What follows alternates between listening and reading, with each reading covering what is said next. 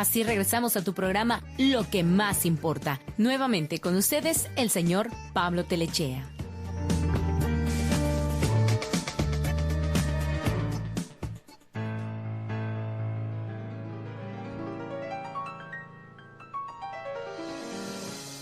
Mi voz puede volar, puede atravesar cualquier herida, cualquier... Amigos, seguimos en sintonía aquí en Lo que más importa, todos los sábados de 8 a 10 de la noche, cuando son las 8:20 de la noche, aquí horario montaña de los Estados Unidos, desde la montaña de Salt Lake City, Utah, transmitiendo en el dial de 1490 AM, KOGN 1490 AM, y también en Radio Miami Color, nos sintonizan.com, y en Positiva Radio 1490.com. El teléfono aquí en cabina es el 801, Viviana.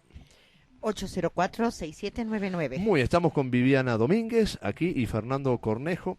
Y estamos, bueno, como lo anunciamos durante la semana, mucha gente de California, de Nevada, tengo entendido también que de Colorado y por supuesto Utah, vieron o disfrutaron de un fenómeno, vamos a decirle, ¿no? Aparentemente fue dicho, había sido previsto que iba a suceder hasta con hora y todo, y fue exacta porque más o menos en esa hora que un sitio web lo anunció, de desperdicio espacial, le llamaron un cohete. Bueno, qué mejor, amigos, que tener una persona especializada en esto que nos enseñe, nos hable, y como siempre la buena onda que tiene nuestro invitado Carlos Vera, que siempre lo llamamos y gustosamente acepta la invitación. Carlos, ¿te encuentras ahí? Sí, cómo no, buenas noches. Buenas noches. 11 y 22 en Uruguay, 11 y 22, buenas noches, Carlos, bienvenido otra vez a Lo que más importa, te extrañábamos, y déjame empezar diciendo, viva la física a pesar de los físicos, y que nada ni nadie nos robe la energía. Correcto, eso es como la firma de la sensación que tengo como parte de la comunidad científica uruguaya, y con ese lema en particular en lo personal, ¿no? Bueno, un saludo primero, Pablo, para toda tu audiencia, todos tus oyentes, y en particular ahí a tus compañeros, a la querida Viviana, que vuelvo a estar conversando y escuchándola. No era para tanto, no era el fin del mundo al fin y al cabo, pero me voy a quedar hasta el final del programa porque me interesa muchísimo eso de mujer fatal. Bueno, ¿viste? Toma apuntes, Carlos. Un saludo para Fernando. Gracias, lo mismo para ti. Bueno, Carlos, es un gusto. Permítame decirle a nuestra audiencia que a grandes rasgos, Carlos Vera es un científico físico en Uruguay, pero estudió en México, en la Universidad de la UNAM también. Trabajas en Uruguay, en laboratorio, tienes una columna radial cada jueves a las, déjame explicar, a ver si no mal recuerdo, a las 8 de la mañana de aquí, de Utah. Tienes una columna radial todos los jueves, en radio, en Universal, 970universal.com, que la gente puede escucharlo, y hablas de ciencia, y la ciencia en acción. Y la razón que te llamamos, Carlos, es que nos expliques, esto pasó así, se dice que es un cohete, era lento, fuego. ¿Podés explicarnos qué fue lo que pasó con todo esto? ¿Qué fue lo que vimos nosotros aquí? Sí, a pesar de que no estuve para disfrutar de ese evento, porque no era visible desde el hemisferio sur, y en particular por eso tampoco fue una noticia muy divulgada aquí en el hemisferio sur, porque no representaba tampoco ningún eventual peligro, ¿no? Pero sí me enteré, por supuesto, revisando las noticias científicas de cada día, y efectivamente, lo que pudo haber sido confundido con una lluvia de meteoritos en una primera instancia, los meteoritos son todos aquellos cuerpos que provenientes del espacio entran dentro de la atmósfera terrestre. Bueno, podría haber sido confundido con eso, pero no fue así, por dos razones. Una, porque cuando cualquier cuerpo proveniente del espacio entra a la atmósfera, lo primero, por la fricción que tiene con el aire, con la propia atmósfera, él se enciende, se quema, se funde. y lo normal es que cuando ingresa un meteorito, la llama es una llama que apunta hacia el color naranja. Ajá. Eso es muy importante. Y además, porque como es un objeto, sigo hablando de un meteorito, ¿verdad? Como es un objeto que proviene del espacio, viene a muy alta velocidad, a mucho más de 30.000, casi 40.000 kilómetros por hora. Y esa velocidad es con la que entra a la atmósfera, por lo tanto, además del color amarillo, del color naranja, además de ese color, pasa a través de la atmósfera hasta a una velocidad tremendamente grande. De ahí es que le llamamos estrellas fugaces, porque el tiempo que demora en pasar la atmósfera debido a la velocidad que trae es realmente un tiempo muy fugaz. Bien, pero eso fue precisamente, Pablo, lo que distinguió a este evento que ustedes pudieron observar allí, porque los colores que se vieron eran de otra característica, eran colores amarillos, Sí. y además moviéndose a una velocidad mucho más lenta que la de un meteorito, lo cual hizo pensar sobre todo a un portavoz de allí, de Estados Unidos, de Harvard, del Instituto Harvard Smithsonian de Astrofísica, hizo pensar que no se trataba de un meteorito, sino de un objeto de origen humano que entraba al espacio. Efectivamente, primero, el color amarillo, más amarillo brillante, se debió en razón de que lo que estaba reentrando, se dice, a la atmósfera, era un cohete que todavía poseía combustible dentro de la nave, Wow. y que por lo tanto se incendió. Esa fricción al pasar por el aire de la atmósfera lo incendió y mantuvo como un fósforo prendido, digámoslo así. Y la segunda razón es que como él era un objeto que orbitaba alrededor de la Tierra, estuvo un mes orbitando alrededor de la Tierra, entonces cuando su órbita empezó a declinar, se dice, es decir, su órbita empezó a acercarse a la superficie de la Tierra, no entró con la misma velocidad con que proviene un objeto que viene volando por el espacio.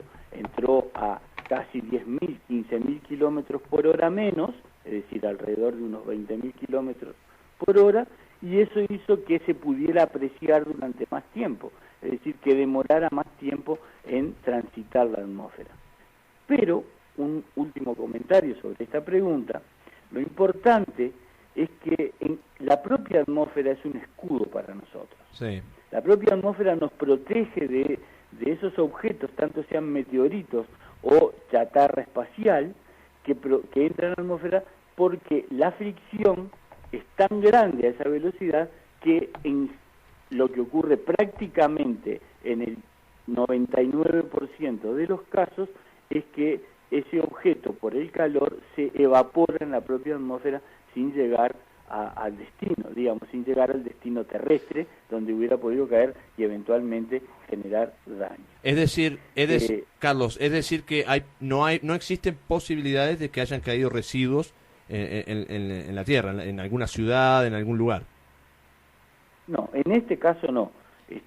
A veces ha ocurrido de que algún meteorito sí ha llegado hasta la superficie de la Tierra. El caso más conocido es el caso del año 2003 en Rusia, en la ciudad de Chelyabinsk, que precisamente sí llegó, pero era un meteorito, no era una chatarra espacial, sí llegó hasta la superficie de la Tierra, impactó muy cerquita de esa ciudad, hizo un cráter muy grande, dejó 1.500 heridos, 7.000 edificios dañados, era algo así como una piedra que finalmente tuvo acá unos 20 metros de diámetro cuando impactó. Pero eso ocurre muy, pero muy contadas veces en el registro que llevamos en la Tierra, ¿no? De casos de ese tipo. Pero repito, en este caso no estoy hablando de chatarra espacial, que es metálica, que no es una roca, que no es una piedra, que como es metálica, esos metales, principalmente metales livianos, rápidamente se funden y por lo tanto, como tú bien decías, la probabilidad de que pedazos, esquirlas, hayan llegado a la Tierra es prácticamente imposible, ¿no? Una pregunta, Carlos. Mira, justamente mencionas que ese meteorito que cayó en Rusia tenía unos 20 kilogramos, ¿te escuché bien? No, 20 metros de diámetro. Oh, 20 metros de diámetro. Grandísimo. Ahora, para que tenga esos 20 metros de diámetro, ¿cuánto tiene que tener cuando entra en la atmósfera? Aproximadamente, por supuesto. O sea, ¿cuánto pierde un meteorito desde que entra a la atmósfera hasta que toca tierra eventualmente? Sí, eso depende del tipo de meteorito, porque los meteoritos en realidad, algunos son roca pura, entonces contienen muchos minerales, y otros son muchos de hielo, provienen con mucha cantidad de hielo, propiamente dicho, y entonces el tamaño, la fundición, el tamaño que se funde en la atmósfera es diferente. Pero en el caso de la ciudad de Rusia, de Chelyabinsk, en el caso de ese meteorito, perdió, en la entrada era de 200 metros de diámetro, con lo cual perdió 180 metros de diámetro en la quemada, ¿no? Cuando hablas de hielo, Carlos, ¿es hielo, digamos, el hielo que conocemos nosotros, agua congelada, o es un hielo que contiene otros componentes? No, pueden ser agua congelada, como la conocemos nosotros. Ajá. Y también puede ser hielo de gases, que, por ejemplo, anhídrido carbónico u otro tipo de gases que están en el espacio, y sobre todo de donde se desprendió el meteorito, del planeta donde se desprendió ese meteorito, que viene viajando en la forma de meteorito, y por lo tanto son gases provenientes de ese mismo lugar. Entonces, a la muy baja temperatura que hay en el espacio, aproximadamente 200 grados bajo cero, todos los gases están prácticamente en estado sólido. Entonces le llamamos hielo en forma genérica. Bueno, Carlos, yo te pregunto, tal vez no me di cuenta que lo hayas dicho. ¿A qué de velocidad se calcula que estos desperdicios de este satélite entraron a la atmósfera? ¿Más o menos a qué velocidad? Sí. Lo mencioné hace un ratito, unos 20.000 kilómetros por hora. 20.000. ¿Y la diferencia con un meteorito, a cuánta velocidad entra? Mucho más. Y un meteorito puede entrar entre 35 y 40.000 kilómetros por hora. Casi el doble. La pregunta, tú dijiste que hace un mes que estaba en órbita este satélite, ¿eso es correcto? Sí, sí, es correcto. Este satélite chino... ¿Perdón? ¿Se puede considerar que era un satélite nuevo? Sí. Este satélite de origen chino, que tiene un nombre Chang'e 7, que significa... perdón, disculpen, sí, está bien. Que significa largo viaje, digamos, ¿tá? Ese satélite en particular es un cohete que fue lanzado el 25 de junio, ¿tá?, de este año, y es un prototipo de satélite chino que tiene el cometido, tenía en este caso un cometido sumamente importante, porque es un prototipo. Es un prototipo en los que China apostaba y sigue apostando a la realización de las misiones comerciales, es decir, aquellas misiones que son de transporte de equipamiento de satélites menores de otros países, y entonces los va a dejar en la órbita donde corresponden, y además el prototipo de una cámara tripulada, como los viejos Apolo. Okay. Es decir, y justamente el motivo principal de esta misión era poner en prueba todo eso. En realidad, por describir la misión de este cohete, una primera etapa del cohete es la que lleva el mayor combustible para vencer la gravedad de la Tierra, es decir, desprenderse del tirón de la Tierra. Entonces esa primera etapa que lleva el combustible y lo pone en órbita.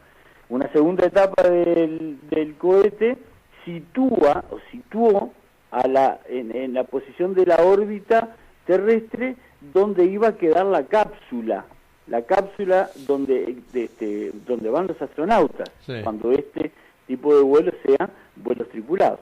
Y la tercera cambió de órbita, es decir, es una órbita más externa todavía, y lo que hizo fue colocar 4 satélites en distintas partes de esa órbita. Además experimentó algo muy importante, muy interesante y muy importante, que era hacer trasvase de combustible en órbita. Es decir, es algo así como intentar enviar en el futuro, ¿verdad? En el futuro cercano, un cohete que lleve combustible, deje allá arriba el tanque de combustible, Wow. y ese pueda ser utilizado por siguientes para recargarse de combustible. Entonces aquí se iba a hacer una prueba de ese pero- tipo. La esperanza Y además, la esperanza que tengo que el combustible allá arriba no aumente de precio. My God. Pero se me específicamente, ocurre que si vas Carlos, a tener que ir hasta allá a cargar tu auto, vas a tener un problema Va a realmente. salir caro. Carlos, no alcancé, o sea, no alcancé a, no sé si no alcancé a escuchar o entender exactamente entonces, ¿qué le pasó a este satélite? ¿Explotó? No. El satélite fue, se le vio, en este mes de órbita se le, digamos, no es un satélite, vuelvo a decir, es un cohete que llevaba determinadas partes, como dije, una cápsula para ser tripulada y, repito, ¿no? Y además él llevaba un compartimiento de carga donde llevaba satélites para dejar en el lugar. Es un cohete, ¿no? Sí. Ok. ¿Pero Entonces, qué le pasó? Ajá. ¿Perdón? ¿Pero qué fue lo que le pasó para que Explotara. no, para que No. emitiera toda esta llamada? Mi entendimiento es que fue en un momento en que cuando, como tú explicaste que había un primer paso, otro segundo paso, ahí el tercero, que fue en un momento cuando uno en uno de estos pasos que larga estas llamaradas, qué sé yo, y llegaron hasta acá. Así me lo explicaron los chicos, por así decirlo. Pero ¿qué fue? Pero ahora estoy entendiendo que ya se fue hace un mes. Entonces, ¿qué fue exactamente lo que emitió todo este despliegue de gases? Sí, correcto. Eso no, así como información pública no existe. Ajá. Es decir, China no tiene la costumbre de hacer una información pública de este tipo. Lo que sí uno puede inferir, porque es más, ni siquiera claro. ni siquiera estaba identificado qué satélite era. Oh, En realidad, esto es una deducción hecha por algunos observatorios a partir de la trayectoria que estaba siguiendo en el momento en que fue detectado. Claro. Es una inferencia. Hay algunas páginas y algunos observatorios que hacen el tracking de los satélites. Correcto. Y entonces dedujeron que se trata de ese satélite, ¿no? Que es el Chang'e 7. Ah, ok. Pero no es porque lo haya comunicado oficialmente China. el Estado chino, el gobierno chino. Oh. En general, ellos no hacen declaraciones públicas sobre este tipo de eventos. Entonces, la razón de por qué se produce este accidente, que obviamente no fue un accidente programado, digamos, obviamente por una falla de vuelo. Porque en realidad lo que ocurrió es que lentamente empezó a caer su órbita, cada vez más haciendo una espiral, de tal forma que en un momento entró a la atmósfera. Y Carlos, Claro. Una moraleja de esto, no hay que comprar cohetes chinos. los chinos baratos, che. No, Carlos, Ese es el problema que tienen, Fernando. no, y la llama amarilla. Los chinos. Bueno, Carlos, esto es un grupito de preguntas breves. Acabas de decir que fue un desperfecto, todo eso. ¿Quién se hace cargo y quién toma la responsabilidad? Yo sé que pertenece al gobierno chino o al sistema de investigación espacial China, pero en el caso que algo caiga encima de una ciudad y lastime y sea una catástrofe, ¿hay leyes que cubran a las víctimas?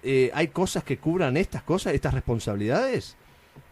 Bueno, si empezamos por la parte privada, ningún seguro, por ejemplo, Sí. cubre accidentes de este tipo, ninguno. Es cierto. Eso es lo primero. Ahora, que sí hay demandas de un estado a otro, sí. Bueno. Ninguna ¿Ha habido duda. casos? Ahora, ¿Ha habido casos de eso? ¿Hay antecedentes? no, en forma concreta no. Hace un tiempo un satélite que ese sí era obsoleto y además incluso tenía una fuente de poder, es decir, tenía una fuente que le daba electricidad, que era de plutonio esa fuente, es decir, además era un material radiactivo, que fue precipitado sobre la Tierra y que la trayectoria iba en dirección a Australia. Sin embargo, ocurrió que se evaporó en la atmósfera. Entonces, no hay casos porque no han llegado esos casos. Okay. Mira, y otra cosa que yo vi cuando eso sucedió aquí en horario nocturno en los Estados Unidos, en la costa oeste y en la parte mediterránea, 10:30 de la noche. Obviamente las noticias no estaban muy actuales. Al otro día, a primera hora de la mañana, yo entré en las noticias y lo primero que hice fue buscar esto. Y me asombraba el título con que estaban encabezadas la mayoría de las noticias en cuanto al caso. Decían en inglés Chinese Rocket, es un cohete chino. Yo sé que tú acabas de dar la palabra correcta, cohete, pero dado al ambiente como está Estados Unidos hoy acá, que la gente anda tensa, yo decía, ¿no le pueden poner otro nombre? Porque no hay otro nombre científico para esto, tiene que ser cohete, porque la gente acá escucharon cohete y ya sacaron las armas a la calle, casi. Pero no viste cómo se llamaba, Claro, la Gran 7. Claro. Sí. ¿Cómo se llama? No entiendo, sí. Estados Unidos cambia, lo que ocurre es que en el sentido aeroespacial, Sí. toda aquella nave que es propulsada por unos tanques de combustibles, a eso es lo que se le llama cohete. Ah, claro, sí, está bien. Rocket. Ya. Entonces, Estados Unidos suele no utilizar la palabra cohete en la jerga divulgativa y directamente habla de transbordadores. Claro. Sí, Entonces es una manera de minimizar. Pero todo aquello que tiene que ser impulsado desde la Tierra para vencer la gravedad, lo hace por el momento, Claro. lo último de la ciencia, lo hace impulsado por algo que normalmente se llama cohete, ¿sí? No se puede. No, se puede es cambiar que me hace acordar aquella historia de un cuento ver, de Landricina, qué bueno. Sí. en plena dictadura militar en Chile, que un chileno por la noche llevaba una cajita, ¿no? Y lo paró la policía, el gendarme, y le preguntaba ¿qué llevas ahí? Y el chileno se negaba a decirlo, no decía, y el chileno le decía, te voy a llevar preso si no me decís. Y no, se negaba, hasta que lo llevó preso. Llegaban a la comisaría, abren la caja, y el chileno traía una bomba de agua, de eso de usar en la casa, una bombita de agua. Y le dijeron, ¿por qué no le hiciste fácil? ¿Por qué no nos dijiste de primera? Y el chileno le dijo, si empiezo a decirte que es una bomba, no te alcanzo a decir que es de agua, ya me matás, dice así. Y yo creo que esto igual con el tema del término del cohete, acá todo el mundo se le armó. Sí, claro, es decir, se le podría llamar impulsador, es decir, realmente sí se le puede cambiar el nombre. Sí, o nave espacial. El nombre lo ponemos nosotros para identificar algo. Pero esas jergas aeroespaciales, las jergas propias, ¿verdad? Lo establecen de esa manera. Pero es el mismo tipo de impulsador que utilizaban los Apolos, por supuesto, con tecnología moderna, ¿no? Es el mismo tipo de impulsador. Una última pregunta de Fernando y terminamos. Carlos, yo, te saco un poquito del tema de la nave esta espacial, del cohete, porque me quedó mucho algo que dijiste y voy a abusar de tus conocimientos y de tu buena voluntad. Me decías, quiero volver al tema del hielo. Por eso te pregunté si el hielo era un hielo tradicional, agua, o era otras cosas. Me explicaste, algunos sí son hielos, ¿no es cierto? H2O y otros son de gases. O sea, quiere decir entonces que hay agua. Si hablamos de agua, siempre se habla tanto si en este planeta hay agua o no hay agua, puede haber vida, no vida. Es decir, ¿cómo? Yo de tanto escuchar esas cosas pensaba, bueno, en el espacio no hay agua, entonces no puede haber vida en los planetas porque no hay agua. Pero quiere decir que sí, que hay agua en algunos cuerpos celestes, en algunos planetas, como para alimentar la esperanza de que de esa agua haya vida. Hay en los planetas que conocemos, ¿no es cierto? No estoy hablando de los planetas desconocidos, que sin duda algo debe haber en algún lado, pero que en un espacio tan infinito. Pero hay agua en los planetas que conocemos como para dar la esperanza de que en este planeta hay, o hubo, o habrá vida. Sí, buena pregunta. Eso estoy dispuesto a que otro otro sábado Otro sábado. lo hablemos, pero Sí. pero te voy a responder eso, Fernando.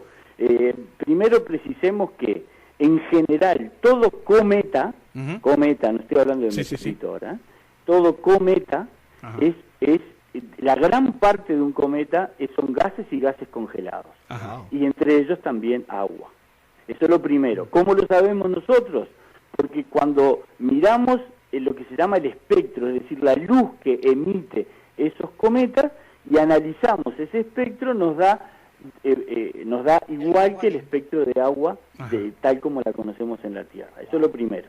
Los meteoritos pueden tener origen en el desprendimiento de esos cometas de una de sus partes, es decir, un cascote, como le decimos Sí, sí. acá, Sí, es claro. decir, un pedazo de piedra que se desprende. Por lo tanto, eso puede a veces arrastrar también parte de ese hielo, ¿tá? Parte de ese hielo y de esos gases congelados.